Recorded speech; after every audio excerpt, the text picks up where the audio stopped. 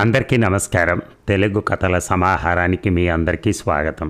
ఇప్పుడు మనం వినబోయే సీరియల్ సంసారంలో సిద్ధాంతాలు 5వ భాగం. రచన కాశీ విశ్వనాథ్ గారు. కళ్యాణి పిడికిళ్ళు ఆవేశంతో బిగిశాయి. ఎందుకంత ఎర్రగా తయారయ్యాయి? కసిగా అడిగింది. రాత్రంతా నిద్ర లేకపోతే ఎలా ఉంటాయి అని చెప్పి బాత్రూంకి వెళ్ళాడు. వంశీ ఆఫీస్ నుంచి హుషారుగా వచ్చి సోఫాలో కూర్చుని షూస్ విప్పుతూ ఉంటే కళ్యాణి సీరియస్గా చూస్తూ కోర్టులో ముద్దాయని అడిగినట్టు అడిగింది. మన శోభనం రాత్రి నేను అడగకపోయినా నాటకాల రాధ గురించి చెప్పారు, కానీ మీరిద్దరూ మీ ఇంట్లోనే ఒక రాత్రి అంతా గడిపారన్న విషయాన్ని ఎందుకు చెప్పకుండా దాచారు? అనూహ్యమైన ఆరోపణకు వంశీ ఆశ్చర్యపోయి, నేను మన మొదటి రోజే చెప్పాను నా జీవితం ఒక తెరిచిన పుస్తకమని అన్నాడు. అదే తెరిచిన పుస్తకమని చెబుతూనే అందులో కొన్ని పేజీలు మడతబెట్టేసిన విషయాన్ని ఎందుకు దాచారు? నేనేం దాచలేదే. నో, దాచారు. ఓ వర్షం రాత్రి ఆ రాధ మీతో పాటు మీ గదిలోనే రాత్రి తెల్లవారులు ఉండిపోయింది. నీకు ఈ విషయం చెప్పిన స్కౌండ్రల్ ఎవరో? ఎవడో స్కౌండ్రల్ చెప్తే నేను నమ్మేదాన్ని కాదు. మీ గాడ్ ఫాదర్ అని చెప్తూ ఉంటారే తాతారావు గారు, ఆయనే చెప్పారు. ఆ మాట విని మరింత ఆశ్చర్యపోయాడు వంశీ. అతని మీద విపరీతమైన నమ్మకం ఉంది. అలాంటివాడు ఎందుకు ఇలా చెప్పాడు? మనసులో ప్రశ్నలు వేసుకోవటం మానేసి భార్యతో వాదనకు దిగాడు. క్షణాల వ్యవధిలో వాదన ఘర్షణగా మారుతూ ఉండగా బాత్రూమ్ నుంచి తాతారావు వచ్చాడు. ఏంటి బాబాయ్, నువ్వు ఎప్పటి నుంచి అబద్ధాలు చెప్పడం ఆరంభించావు అంటూ తమ ఘర్షణకు కారణం చెప్పాడు.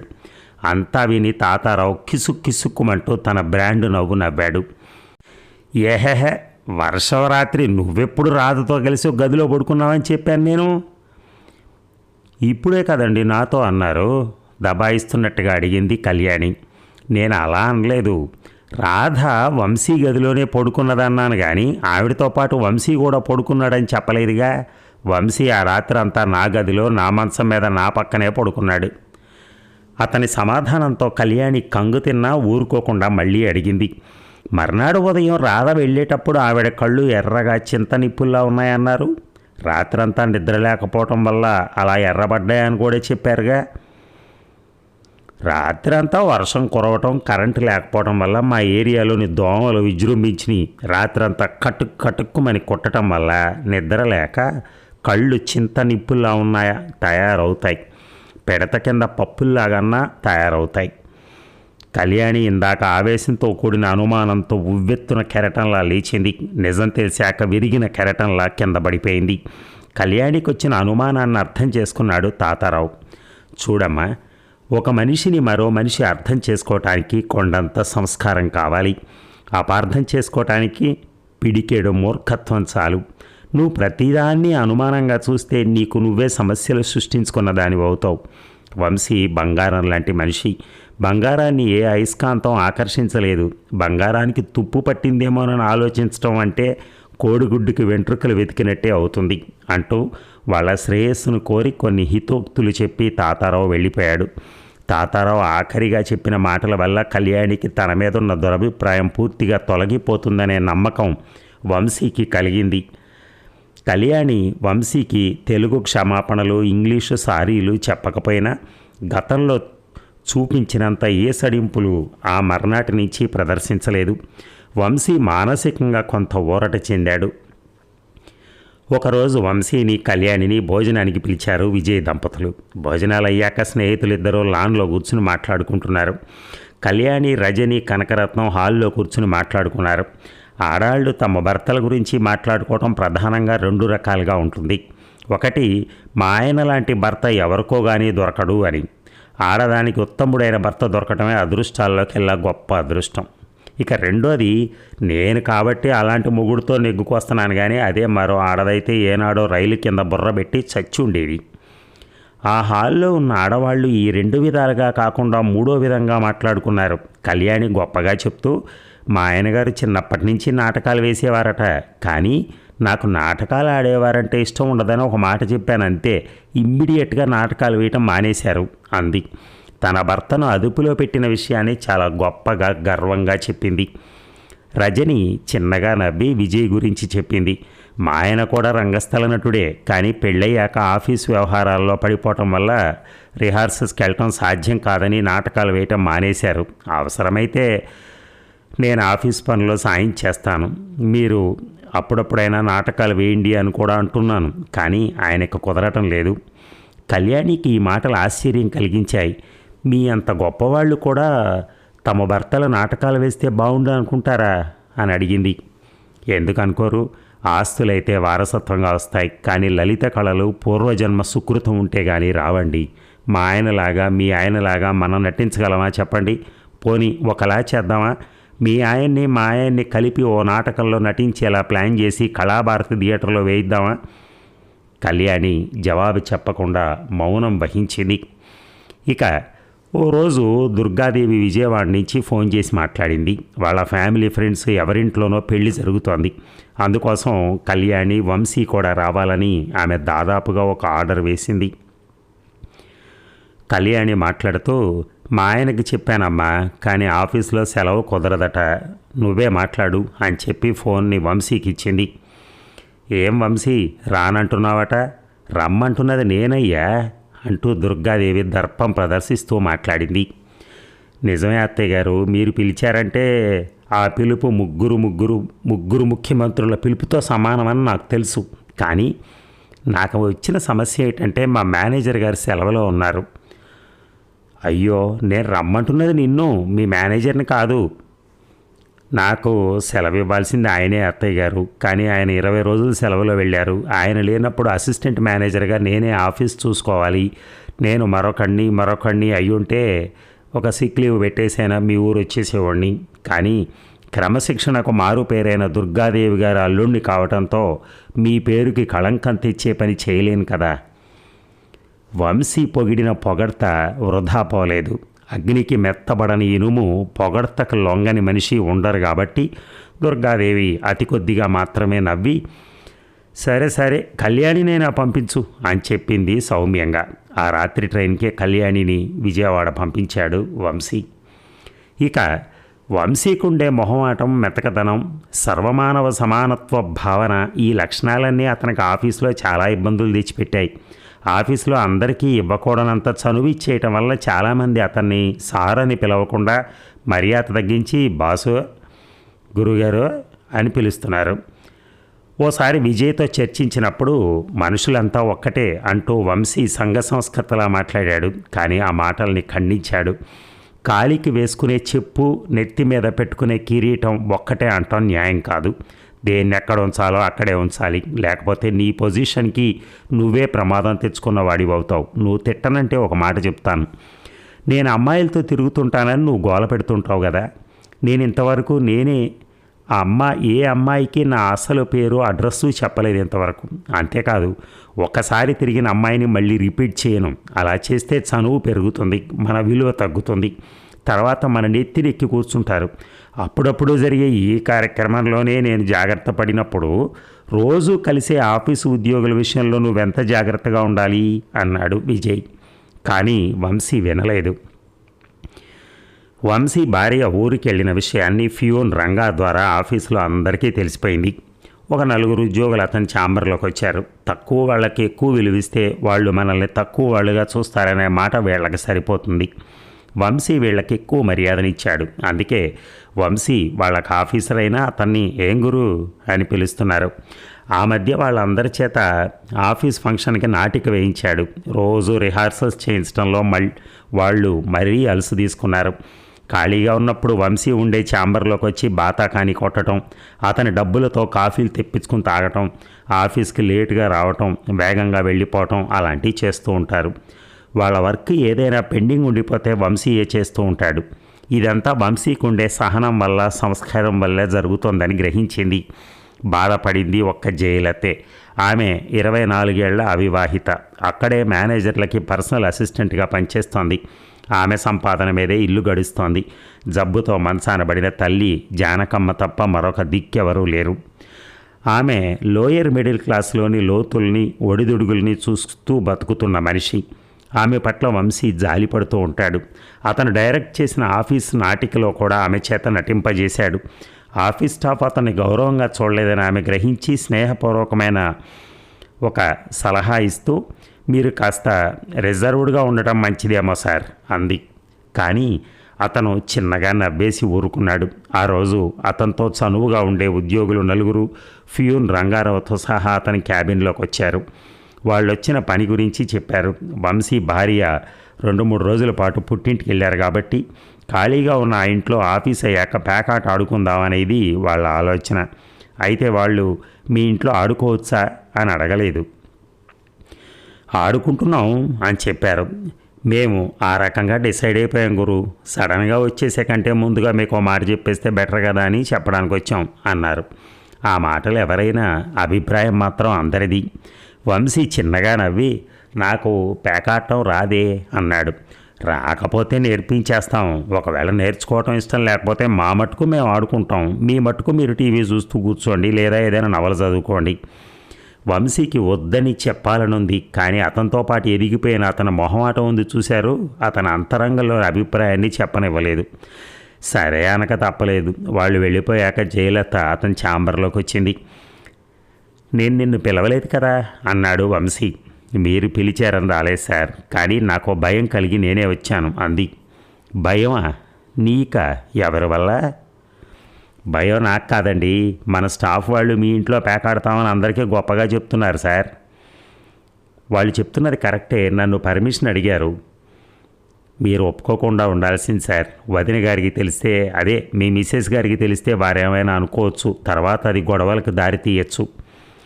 ఆవిడ ఊళ్ళో లేదులే. ఒకవేళ ఉన్నా ఇలాంటి సరదా కాలక్షేపాలకు అభ్యంతరం చెప్పే అంత నారో మైండెడ్ మెంటాలిటీ ఆవిడకి లేదు. జయలత నిట్టూర్చి వెళ్ళిపోయింది. ఆవిడ ముందు ధైర్యంగా అనేసాడు, కానీ ఆవిడ వెళ్ళాక మనసులో భయం నీడలు కొద్దిగా కదలాడాయి. అయినా అంతలోనే తనకు తాను ధైర్యం చెప్పుకుంటూ, నేనేం పేకాట ఆడటం లేదు కదా అనుకున్నాడు. ఇక ఆ సాయంత్రం వంశీ తన ఇంట్లో ఒక నవల చదువుతూ కూర్చున్నాడు. అతని కొలీగ్స్ ఫ్యూన్ రంగారావు నేల మీద చాపపరుచుకుని పేకాట ఆరంభించారు. మధ్యలో కాఫీలు సిగరెట్లు కావాలంటే రంగారావే లేచి, బాసు మేమంతా మీ ఇంటికి గెస్టుల్లో వచ్చాం, అంచేత మాకు కావాల్సినవి మేము తెచ్చుకోవటానికి మీరు జస్ట్ డబ్బులు ఇస్తే చాలు అంటూ చేయి చాపాడు. వంశీ అయిష్టంగానే డబ్బులు ఇచ్చాడు. రంగారావు వెళ్ళి వాళ్ళకి కావాల్సినవి కొనుక్కొచ్చాడు. వంశీ టీవీ ఆన్ చేస్తే దూరదర్శన్ మాత్రమే వస్తోంది. ఆ కార్యక్రమాలనే చూస్తుంటే వరుసగా 3 ఆటలు పోగొట్టుకున్న ఓ కొలీగ్ చిరాగ్గా పేక ముక్కలు నేలగొట్టి, యువతల ముక్కలు కలవగజేస్తుంటే అక్కడ మీ టీవీ గోలేంటండి, సౌండ్ అయినా తగ్గించండి, టీవీ అయినా ఆపేయండి అని అరిచాడు. ఆ మాటలకు అందరూ 1-2 క్షణాల పాటు వంశీని చూసి మళ్ళీ తమ ఆటలో నిమగ్నం అయిపోయారు. వంశీ మనసుని ఎవరో గిల్లినట్టు అయింది. వాళ్ళు పేక ఆడుకోవడానికి ఎంత పర్మిషన్ ఇచ్చినా తను వాళ్ళ బాస్ స్థానంలో ఉన్నాడు. తన ఇంట్లో తన దగ్గర పనిచేసే వాళ్ళని పేకాట ఆడనివ్వటం తన మంచితనమే తప్ప వాళ్ళ గొప్పతనం కాదు. కనీసపు మర్యాదైనా ఇవ్వకుండా అలా కసిరినందుకు బాధపడుతూనే టీవీ ఆఫ్ చేసి నవల మాత్రం చదువుకోనారంభించాడు. అందరూ పేక ముక్కల్ని శ్రద్ధగా చూస్తూ ఆడుతున్నారు. సిగరెట్లు కాలుస్తున్నారు. గదంతా పొగతో నిండిపోయింది. నేల మీద సిగరెట్ పీకలు చెల్లా చెదురుగా పడుతున్నాయి. వంశీకి అలాంటి వాతావరణం అంటేనే అసహ్యం. అలాంటి అసహ్యానికి తనే తన ఇంటిని కేంద్రంగా మార్చాడు. అది తను చేసిన తప్పుడు పని అని మనసులో అనుకుంటూ, ఇక ఈ చండాలాన్ని ఆపండి అని బిగ్గరగా అరిచేద్దాం అనుకుంటూ ఉండగా ఇంటి బయట కారు ఆగిన శబ్దం వినిపించింది. కారులోంచి విజయ్ దిగి లోపలికి వచ్చాడు. అతన్ని చూడగానే పేకాట ఆడుతున్న వారందరికీ ఉత్సాహం వచ్చింది. వంశీ వాళ్ళకు మేనేజర్గా వచ్చిన దగ్గర నుంచి విజయ్తో వాళ్ళకి ప్రత్యక్ష పరోక్ష సంబంధాలు ఏర్పడ్డాయి. విజయ్ రాకతో పరిస్థితి మరింత దుర్భరమైంది. విజయ్ కూడా అప్పుడప్పుడు పేకాట ఆడుతూ ఉంటాడు. అతను అక్కడికి వచ్చాకే కళ్యాణి ఊరెళ్ళిందని తెలిసింది. పేకాడుతున్న వాళ్ళని చూడగానే అతనికి పేకాడాలనిపించింది. నాకు ముక్కలు పంచండి అంటూ చాప మీద కూర్చున్నాడు. అతను అలా అంటం ఆడే వాళ్ళకి ఆనందం కలిగించిన వంశీ మాత్రం ఇష్టపడలేదు. రై, నువ్వు పేకాడటం ఏంట్రా నాన్సెన్స్, వాళ్ళని ఆడుకొని మనం లోపల గదిలో కూర్చుని కాసేపు కష్టసుఖాలు మాట్లాడుకుందాం అన్నాడు వంశీ. విజయ్ ఓ కొలీగ్ దగ్గరున్న సిగరెట్ పెట్టెలోంచి ఓ సిగరెట్ తీసి వెలిగించాడు. మనం ఎప్పుడైనా మాట్లాడుకోవచ్చు, కానీ మనకి వీళ్ళు దొరకరు, వీళ్లతో 4 ఆటలాడే అవకాశమూ దక్కదు అంటూ పేకాట మీద దృష్టి కేంద్రీకరించాడు. పెరిగిపోతున్న సిగరెట్ పీకలు గది నిండా అలుముకున్న పొగని చూస్తూ వంశీ లోపల బాధపడుతూ ఉండగా ఫ్యూన్ రంగారావు కొత్త ప్రతిపాదన విజయ్ ముందు పెట్టాడు. సార్, మీ మ్యారేజ్ అయ్యే టైంకి మాకు మీకు టచ్చింగులు లేవు. మీ ఫ్రెండ్ గారు మాకేదో నామకే వాస్తే పార్టీ ఇచ్చినా అది కేవలం ఒక పకోడీ పార్టీ. మనం వాడుకునే డబ్బుల్లోంచి పావలాలను ఎలాగైతే పక్కకు లాగేశామో పార్టీల లిస్టులోంచి పకోడీ పార్టీలను కూడా తీసేశారు.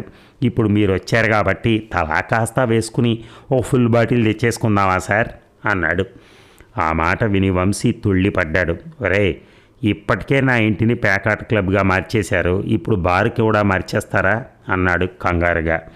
విజయ్ మాత్రం అదేమీ పట్టించుకోకుండా, రంగా, మావాడొక అమాయక చక్రవర్తి, చేతిలో పేక మొక్క, నోట్లో విస్కీ చుక్కకి ఉన్న కనెక్షన్ గురించి తెలియదు. నువ్వు చెప్పిన ప్రపోజల్ నాకు నచ్చింది, కానీ చందా వేసుకుని మందు కొట్టడం ఏమిటి నాన్సెన్స్, నేనే పార్టీ ఇస్తాను అంటూ జేబులోంచి 2000 తీసిచ్చి ఏమేమి తీసుకురావాలో చెప్పాడు.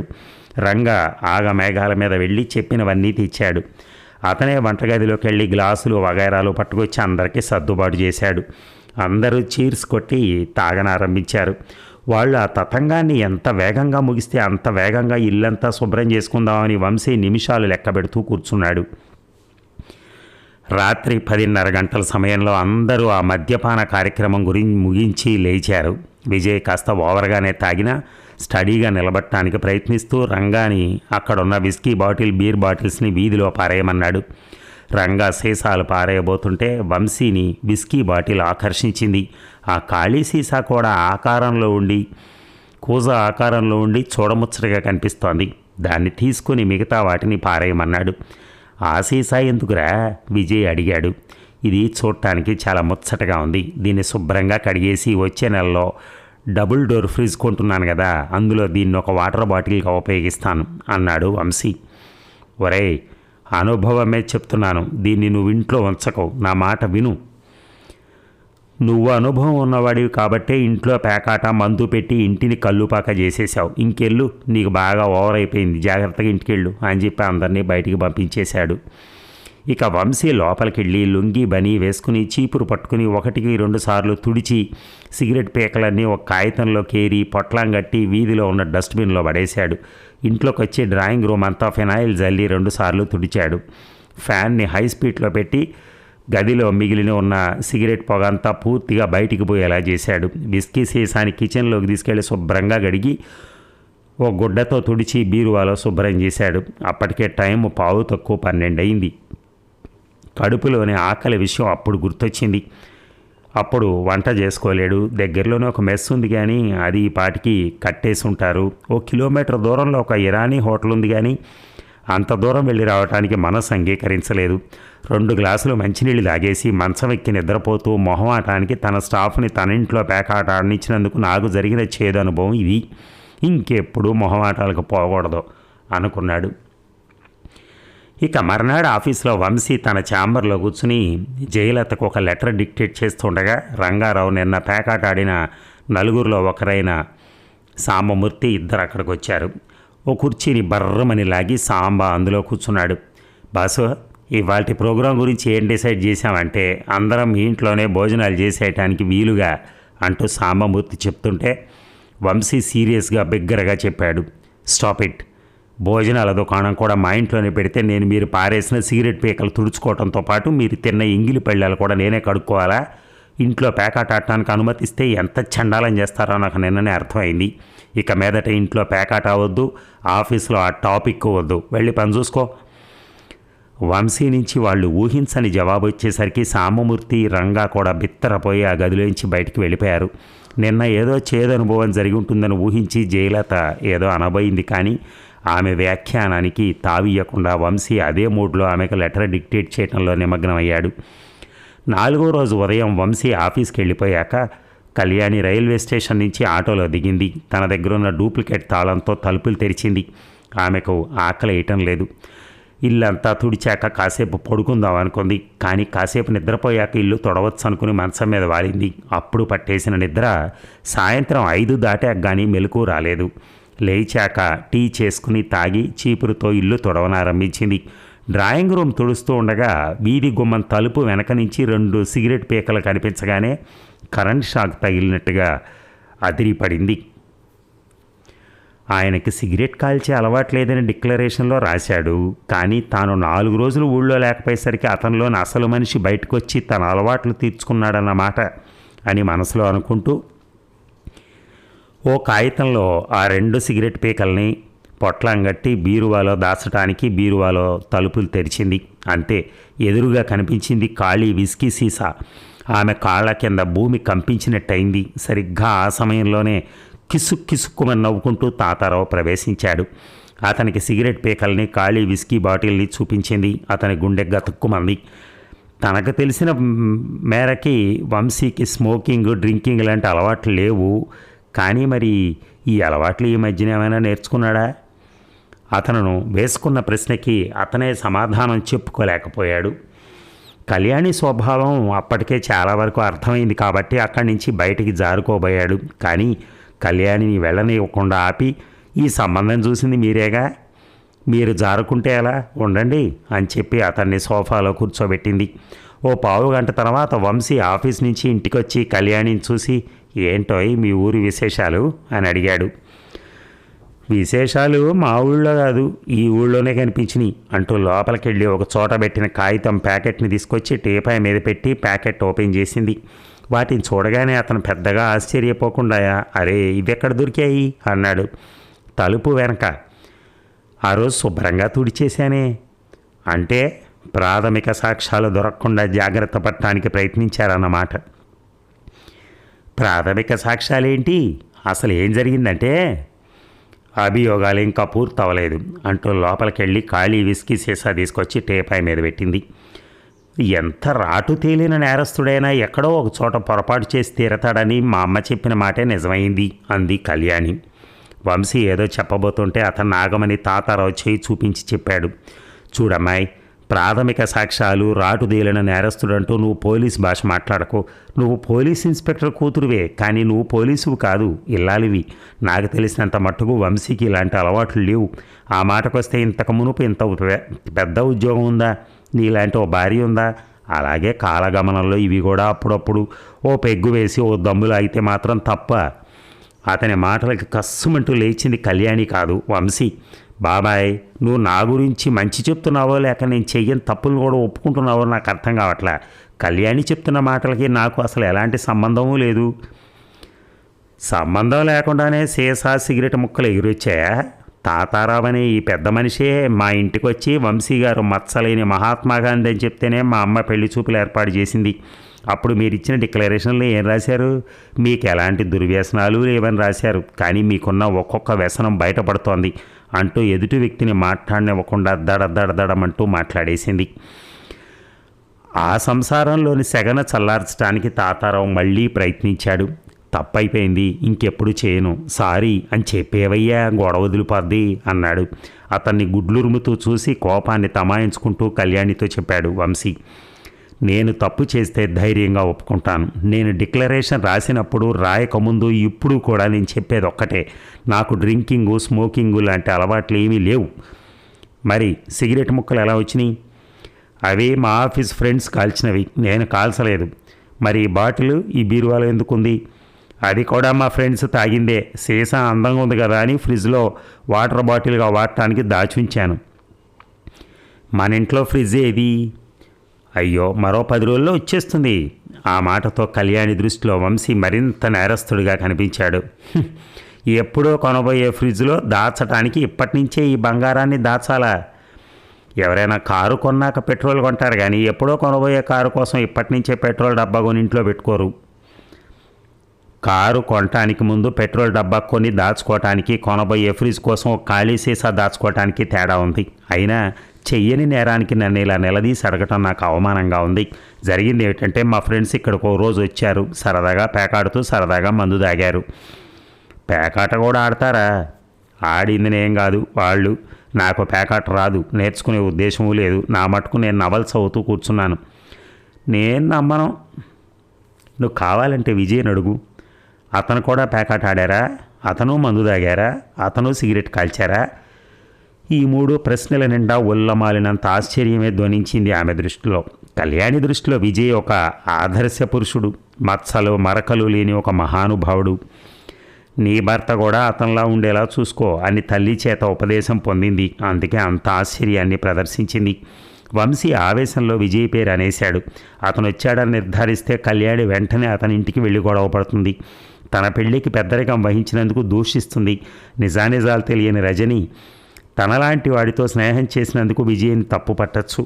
ఇవన్నీ తను సహించలేనివే. అందుకే మస్తిష్కంలో పరుగులు తీస్తున్న ఆలోచనలు ఆపు చేస్తూ ఒక అబద్ధం చెప్పేశాడు, విజయ్ రాలేదు అని. ఆ మాటతో కళ్యాణి తన మాటల్ని మరోవైపు నుంచి విసిరింది. అతను ఎందుకు వస్తాడండి? అతను ఎంత మంచివాడు కాకపోతే అతని భార్య అతని గురించి అంత నమ్మకంగా ఎందుకు చెప్తుంది? మీ మీద విజయ్కి ఎంత నమ్మకం లేకపోతే మీ గురించి గ్యారంటీ బాండ్ రాసిచ్చి మరీ మీ పెళ్లి జరిపిస్తాడు. మంచి వాళ్ళ అలవాట్లే వేరు, వాళ్ళ పద్ధతులే వేరుగా ఉంటాయి. ప్రతి వారిని అనుమానించే పోలీస్ ఆఫీసర్లు ఉద్యోగం చేసే మా అమ్మకు సైతం ఆయన నచ్చాడు అంటే ఆయన వ్యక్తిత్వం ఎంత గొప్పదో ఆలోచించండి. మీరు అందరి నమ్మకాల్ని నాశనం చేశారు. ఈ నమ్మక ద్రోహానికి మా అమ్మకి ఏం చెప్తారో చెప్పుకోండి. తాతారావు కాస్త కంగారు పడుతూ, ఈ మాత్రం దానికి మీ అమ్మగారు ఎందుకమ్మా అంటుంటే కళ్యాణి ఖండించింది. ప్రాథమిక ఆధారాలు లభిస్తున్నప్పుడు కూడా పోలీసులు రంగంలోకి దిగకపోతే ఎలాగండి అంటూ గదిలోకి వెళ్ళి తలుపులు మూసుకుని గడియ పెట్టుకుంది.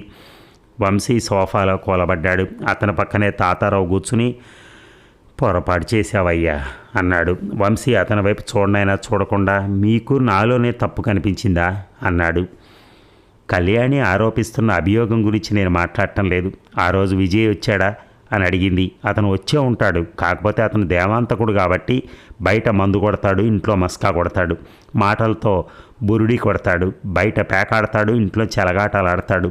ఆ సంగతి తెలిసి నువ్వేం చెప్పాలి?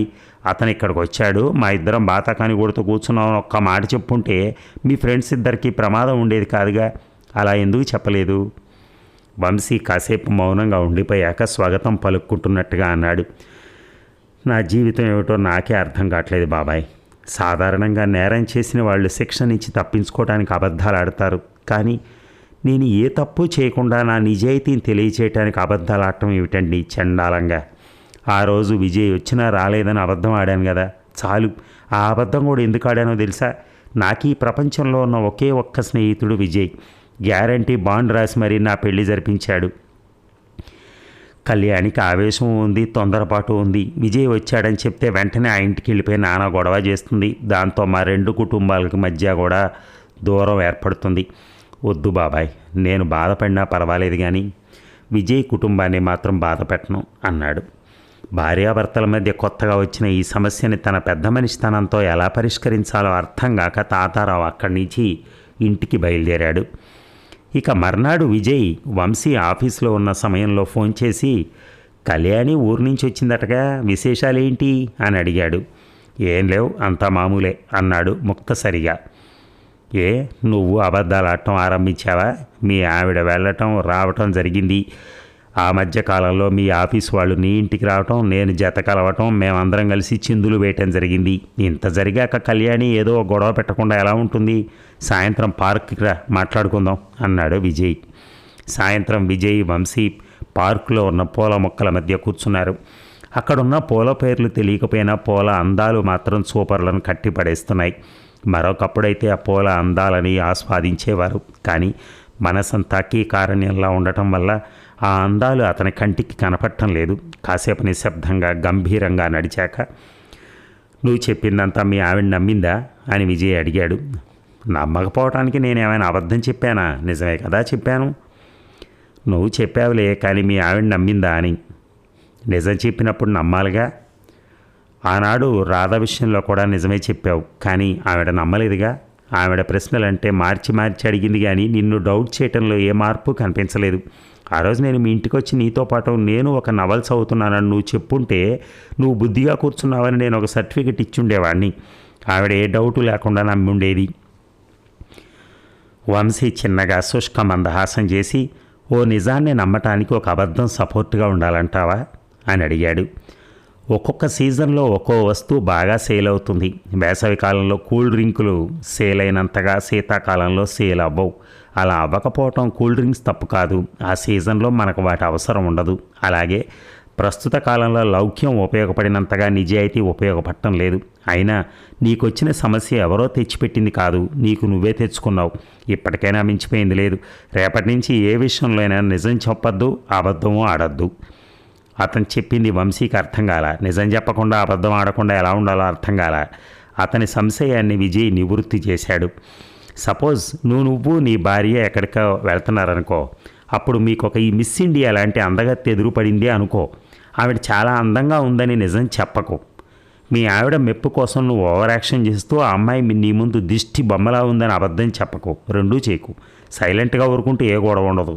విజయ్ చెప్పినంత వంశీ విన్నాడు. కానీ తన సమస్యకు విజయ్ చెప్పింది సరైన పరిష్కారం కాదని కూడా మనసులో అనుకున్నాడు. మర్నాడు ఉదయం విజయ్, రజని, కనకరత్నం కాఫీ టిఫిన్లు ముగించి టీవీలో ఏదో సినిమా చూస్తూ ఉండగా బయట 2 ఆటోలు ఆగినాయి. ఒక దాంట్లోంచి చీర జాకెట్ ధరించిన దుర్గాదేవి తన హ్యాండ్ బ్యాగ్ పట్టుకుని దిగింది. ఆమె వెంట కళ్యాణి దిగింది. రెండో ఆటోలోంచి వంశీ, తాతారావు దిగారు. వాళ్ళంతా ఒకేసారి రావటం రజనీకి, కనకరత్నానికి ఆశ్చర్యం కలిగిస్తే విజయ్కి మాత్రం కాస్త భయాన్ని కలిగించింది. వంశీ ఇంట్లో జరిగిన మందు సీసా గొడవ, ఫోన్ ద్వారా విజయవాడ వెళ్ళిపోవటం, దుర్గాదేవి ట్రైన్లో రావటం జరిగిందని విజయ్ గ్రహించాడు. వచ్చిన వాళ్ళని చిరునవ్వుతో ఆహ్వానించి సోఫాలో కూర్చోబెట్టారు. పని మనిషి కాఫీలు ఇచ్చింది. అందరూ కాఫీలు తాగుతుండగా కనకరత్నం అంది, మీరు బిజీ పోలీస్ ఆఫీసర్గా ఈ ఊరొచ్చిన మమ్మల్ని మర్చిపోకుండా మా ఇంటికి వచ్చారు. దుర్గాదేవి కాఫీ కప్పు టీపాయ్ మీద పెట్టి సీరియస్గా మాట్లాడింది. నేను డ్యూటీ మీద ఈ ఊరొచ్చి పనిలో పనిగా మీ ఇంటికి రాలా. మీతో మాట్లాడటమే పనిగా పెట్టుకుని మా ఊరు నుంచి ఈ ఊరొచ్చాను. రజని కాస్త ఆసక్తి కనబరుస్తూ, కేవలం మాతో మాట్లాడటానికి ఈ ఊరొచ్చారా? ఏ విషయం అని అడిగింది.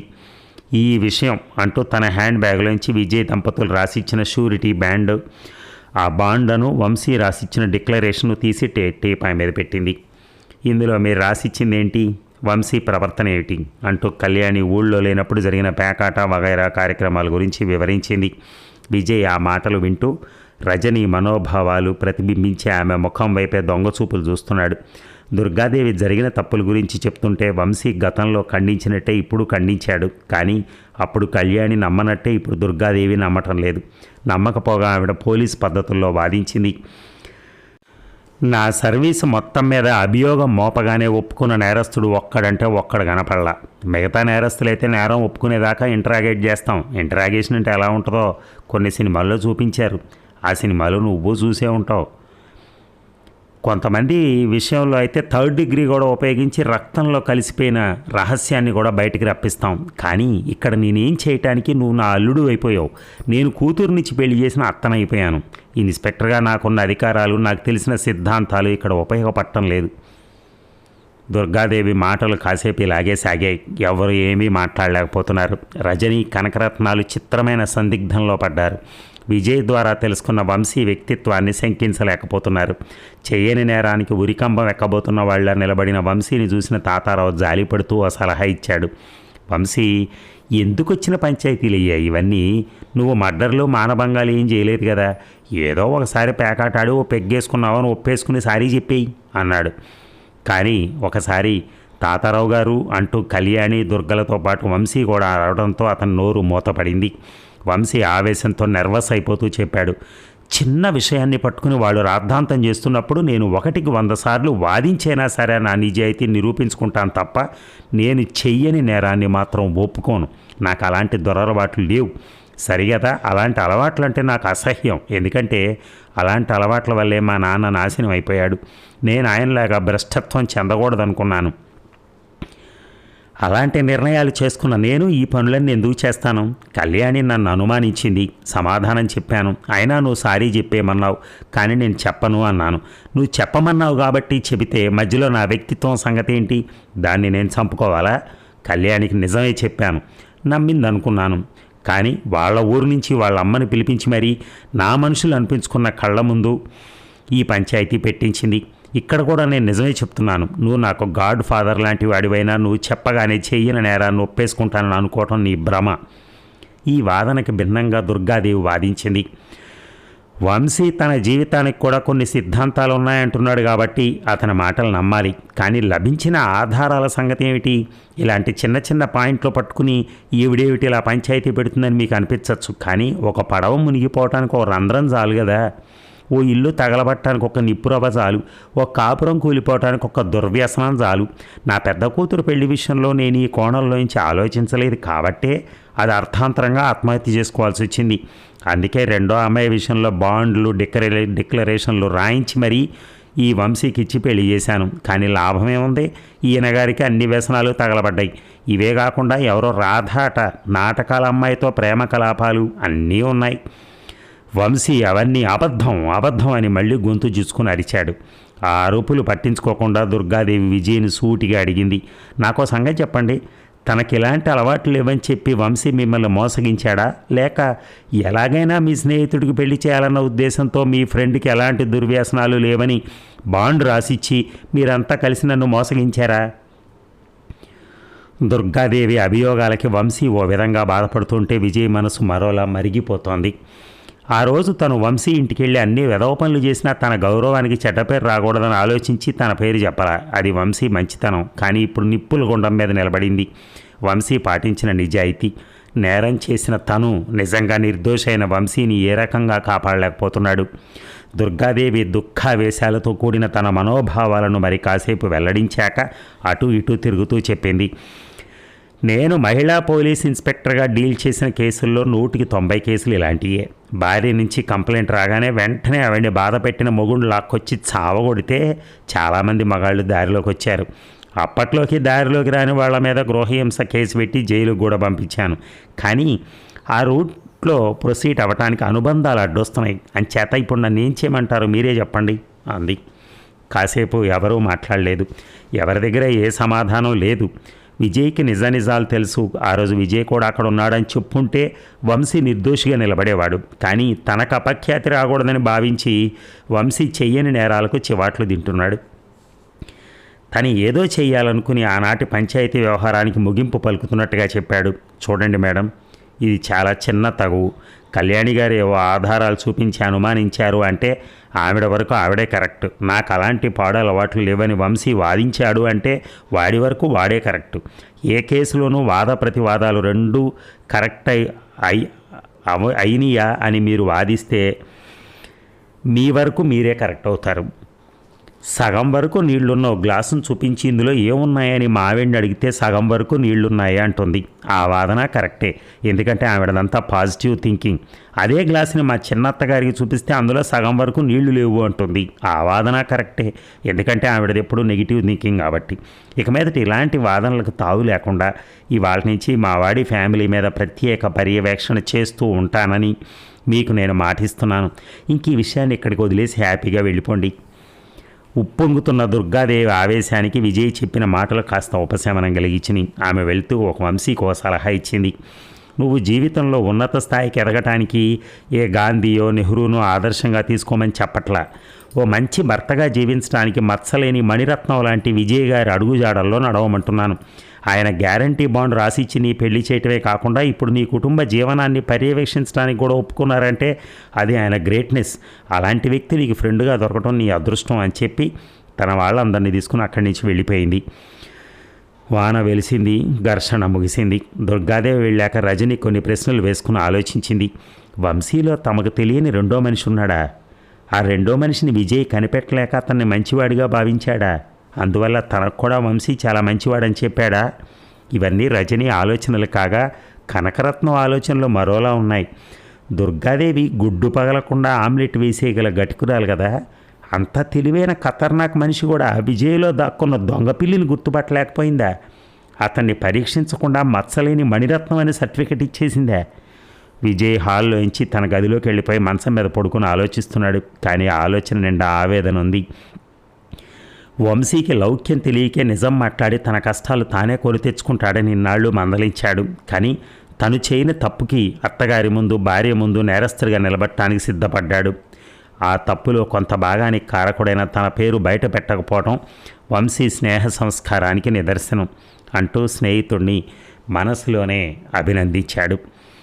ఇక విజయ్ ఇంట్లో పంచాయతీ జరిగిన తర్వాత కళ్యాణి కాస్త ఆలోచనలో పడింది. తన భర్త విషయంలో తను పొరపాటు పడిందేమో, అతను చెప్పింది కరెక్టేనేమో అనుకుని కొంత సావధాన పడింది. టీవీకి తీయించేసిన కేబుల్ కనెక్షన్ తిరిగి పెట్టించింది. వంశీతో కాస్త కలుపుగోలుతనంగా ప్రవర్తిస్తున్నప్పుడే ఆవిడ మనసును మంటెక్కించే మరొక సంఘటన జరిగింది. విజయ్ ఇంటికి ఒంగోలు నుంచి దీప్తి అనే అమ్మాయి వచ్చింది. ఆమె రజనీకి దూరపు బంధువు, యూనివర్సిటీలో చదువుతోంది. దీప్తికి ఆ ఊరిలో ఒకే ఒక్క స్నేహితురాలు ఉంది. ఆ ఫ్రెండ్కి సెల్ ఫోన్ లేదు, ఇంటికి ఫోన్ లేదు. ఉన్నప్పుడల్లా ఆమె ఇంటి అడ్రస్సే ఉన్నదల్లా. ఆ అడ్రస్ పట్టుకుని ఆ ఇంటికి వెళ్ళి కలుస్తానని రజనీకి చెప్పి బయలుదేరింది. ఆవిడ స్నేహితురాలి పేరు జయలత.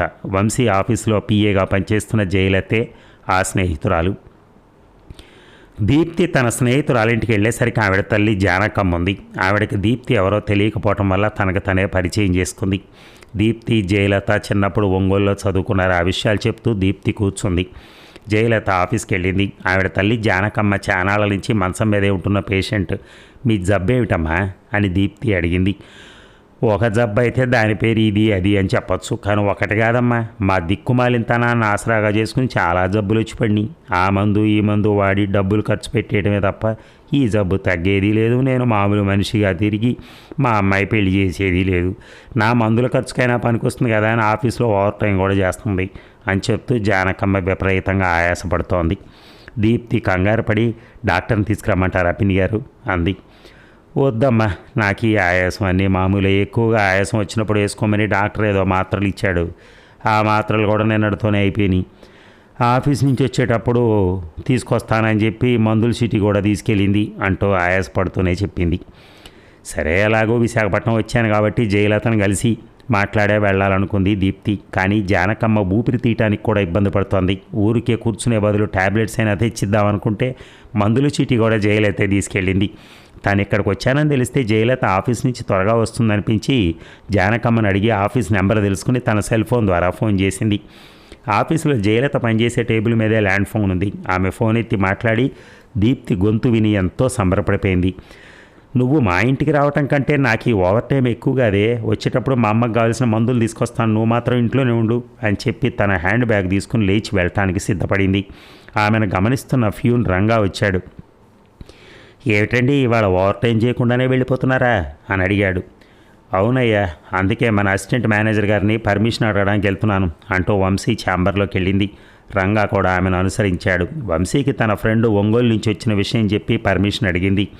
వంశీ కూడా ఆ సమయానికి ఇంటికి బయలుదేరుతున్నాడు. చిన్నగా నవ్వి అన్నాడు, ఆఫీస్ అవర్స్లో అయితే నువ్వు ఎర్లీగా వెళ్ళటానికి నా పర్మిషన్ కావాలి, కానీ నువ్వు నీ ఓన్ ఇంట్రెస్ట్ మీద ఓవర్ టైం చేస్తున్నావు.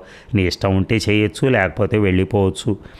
దానికి పైగా మీ అమ్మగారికి ఒంట్లో బాగాలేదంటున్నావు కదా, అందులో మీ ఫ్రెండ్ వచ్చారంటున్నావు అని చెప్పి ఆమెను వెళ్ళమని చెప్పి తన స్కూటర్ తాళాలు అందుకున్నాడు. రంగారావు నవ్వాడు. మేడం గారు పర్మిషన్ అడగడం మీరు ఇచ్చేయటం బాగానే ఉంది, కానీ బస్సులన్నీ స్ట్రైక్ చేస్తున్నప్పుడు మీరు ఎలా వెళ్తారండి అన్నాడు. జయలత కాస్త అంత ఆశ్చర్యపోయి ఉదయం నేను వచ్చినప్పుడు బస్సులన్నీ తిరుగుతున్నాయిగా అంది. ఆ మాటకు వస్తే గంట క్రితం ఏ స్ట్రైకు లేదు, కానీ ఈ గ్రేట్ సిటీలో స్ట్రైకులు జరగడానికి ఎంతసేపు కావాలండి. జగదాంబ జంక్షన్ దగ్గర ఆర్టీసీ బస్సు వాళ్ళకి ఆటో వాళ్ళకి మధ్య ఏదో గొడవ వచ్చి కైలు ఆడుకున్నారట. అంతే, ఎవరి మటుకు వారు బీసుకుపోయి బస్సులు ఆపేశారు, ఆటోలు ఆపేశారు. మరో 2 గంటల దాకా నడబ్బో. ఇప్పుడు లెఫ్ట్ రైట్ కొట్టడం తప్ప మరో మార్గం లేదు. జయలత తన స్నేహితురాలు చాలా సంవత్సరాల తర్వాత వచ్చినందుకు చాలా సంతోషించింది. కానీ ఇలాంటప్పుడు ఈ స్ట్రైక్ జరుగుతున్నందుకు ఆమె ఎంత నిరాశకు గురైందో ఆమె కళ్ళలో సుళ్ళు తిరుగుతున్న నీళ్లే సాక్ష్యం పలుకుతున్నాయి. వంశీ ఆమె మనసు గ్రహించి, ఈ మాత్రానికి అంత బాధపడిపోతావేంటి లత, బస్సులు ఆటోలు స్ట్రైక్ చేస్తున్నా నా బైక్ స్ట్రైక్ చేయట్లేదు కదా, నీకు అభ్యంతరం లేకపోతే నిన్ను బైక్ మీద డ్రాప్ చేస్తాను అన్నాడు. ఆమె మరేం అభ్యంతరం చెప్పకుండా అతను వెంట బయలుదేరింది. వంశీతో బైక్ మీద వెళ్తున్న జయలత అతను రిక్వెస్ట్ చేసి ఒక మెడికల్ షాప్ దగ్గర ఆపించింది. లోనికి వెళ్ళి తన తల్లికి కావాల్సిన ట్యాబ్లెట్లో 10 ఇమ్మని అడిగింది. ఆ మాత్రలు 50 కలిపి ఓ టిన్లో వస్తాయని, లూజ్గా ఇవ్వటం కుదరదని సేల్స్ మ్యాన్ చెప్పాడు. ఆ టిన్ తీసుకోవడానికి ఆమె దగ్గర ఉన్న డబ్బులు 150 తక్కువ ఉన్నాయి. మరో 3 రోజుల తర్వాత జీతాలు అందుతాయి కాబట్టి మాత్రలు అప్పుడే తీసుకుంటానని చెప్పింది. వంశీ మాత్రం తన జేబులోంచి 500 ఇచ్చి టిన్ను తీసుకుని ఆమెకి ఇచ్చాడు. అతని నుంచి ధన సహాయం పొందడం ఆమెకి ఇష్టపడలేదు. కానీ వంశీ ఆమెతో, నేను ఈ మాత్రం డబ్బు ఇవ్వటం ఇష్టం లేకపోతే అప్పుగానే తీసుకో, జీతం అందగానే తిరిగి ఇచ్చేయి అన్నాడు. ఆ మాటకు అంగీకరించింది జయలత. జైలతో ఉండే వీధిలోంచి వంశీ బైక్ మీద వెళ్ళటాన్ని అదే వీధిలో ఉన్న ఒక చిన్న కిరాణా షాప్ ప్రొపరేటర్ కన్నప్ప చూశాడు. అతని వయసు 65 పైమాటే. అతనికి యాక్సిడెంట్లో కాలు పోవడంతో కర్ర సాయంతో నడుస్తూ ఉంటాడు. తన సొంత ఆస్తిని ఎవరో బైక్ మీద తరలించుకుపోతున్నట్టుగా గుర్రుగా చూశాడు కన్నప్ప. జయలత ఇంట్లో ఆమె తల్లి జానకమ్మతో దీప్తి మాట్లాడుతూనే తన స్నేహితురాల కోసం నిరీక్షిస్తోంది. జానకమ్మ అధికంగా బాధపడుతున్నది తన గురించి, తన వ్యాధి గురించి కాదు, కేవలం తన కూతురు గురించే. పెళ్లి చేసి అత్తారింటికి పంపాల్సిన పిల్లని ఆఫీస్కి పంపించి దాని సంపాదన మీద బతకాల్సి వచ్చింది. దాని సంపాదనలో సగానికి సగం నా దిక్కుమాలిన జబ్బుకే ఖర్చు అయిపోతుంది. దాని పెళ్లికంటూ ₹1 కూడా వెనకే లేకపోయాను. నేను పోతే దాని జీతంతో అది ఎంత సంతోషంగా బతుకుతుంది. కానీ ఆ దేవుడు మంచోళ్ళని ఎత్తుకుపోయి నాలాంటి దాన్ని మంచం మీద వదిలేశాడు అంటూ ఆమె ఏడ్చింది. దీప్తి ఆవిడ పరిస్థితికి జాలిపడింది కానీ ఓదార్చలేకపోయింది. మీరేం బాధపడకండి పిన్ని గారు, ఉద్యోగం చేసే అమ్మాయికి సంబంధాలు తన్నుకుంటూ వస్తాయి, ఈ పాటికే వచ్చి ఉండాలి అంది. రాకేమమ్మా, వచ్చింది. ఈ వీధిలోనో కిరాణా కొట్టుంది, దాని ప్రొపరేటర్ కన్నప్పే ఇంటికి ఓనరు. అతగాడే మా జయలతను పెళ్ళాడతానని తెగ తిరుగుతున్నాడు. కానీ మేమే అతన్ని బయటికి పొమ్మన్నాం. ఏ కట్నం ఎక్కువ అడిగాడా? లేదు, మేం పెళ్లి కొప్పుకుంటే వాడు కట్నం తీసుకోపోగా ఈ ఇంటిని మా జయలత పేరున కూడా రాసేస్తా అన్నాడు. కానీ వాడికి వయసు ఎంత అనుకున్నావు? 65 దాటింది. ఓ కాలు లేని అవిటోడు. వాడికి ఇప్పటికీ 2 పెళ్ళిళ్ళు జరిగినాయి, 4 పిల్లలు ఉన్నారు. మా దరిద్రం, మా నిస్సహాయితే వాడి చేత అలా అడిగించింది. నా కూతురికి అలాంటి వాడిని కట్టబెట్టే బదులు నేను అది ఇంత విషం దాగి చావటం మంచిది కదమ్మా. ఈ మాటలు అవుతూ ఉండగానే ఆ ఇంటి ముందు బైక్ ఆగింది. స్కూటర్ దిగిన జయలత అతనికి థ్యాంక్స్ చెప్పి ఇంట్లోకి 2 సార్లు కాఫీ తాగి వెళ్దురు కానీ అంది. ఇప్పుడు వద్దులే, మీ స్నేహితులు ఎవరో వచ్చారన్నావుగా, ఆవిడ సంగతి మీ అమ్మ సంగతి ముందు చూడు. నేను నా మిస్సెస్తో కలిసి ఓ రోజు మీ అమ్మగారిని చూడటానికి వస్తాను అని చెప్పి వంశీ బైక్ స్టార్ట్ చేసుకుని వెళ్ళిపోయాడు. ఇంట్లో ఉన్న దీప్తికి గుమ్మంలో బైక్ మీద కూర్చున్న వంశీ కనిపించాడు. కానీ వంశీ ఆ ఇంట్లో ఉన్న దీప్తిని చూడలేదు. జయలత ఇంట్లోకి వెళ్ళి దీప్తిని పలకరించి జానకమ్మో ట్యాబ్లెట్ వేసి కాసిన మంచినీళ్లు పట్టింది. ఆ తర్వాత స్నేహితురాళ్ళిద్దరూ గుమ్మంలో కూర్చుని సంభాషణలోకి దిగారు. నిన్ను స్కూటర్ మీద డ్రాప్ చేసింది ఎవరట? ఇదే దీప్తి అడిగిన మొదటి ప్రశ్న. ఆయన వంశీ గారని, మా అసిస్టెంట్ మేనేజర్ అంటూ జయలత వంశీ గురించి వివరంగా చెప్పింది. మరి ఈ భాగం ముగిద్దామా?